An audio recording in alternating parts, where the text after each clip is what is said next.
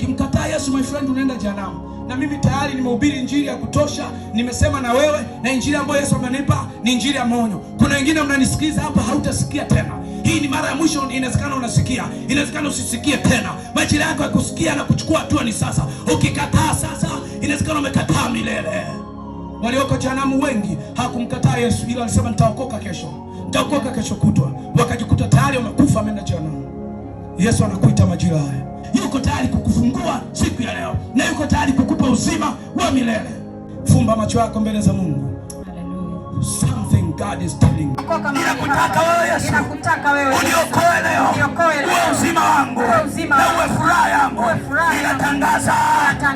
Ninatangaza, sitakufa bali ninaishi.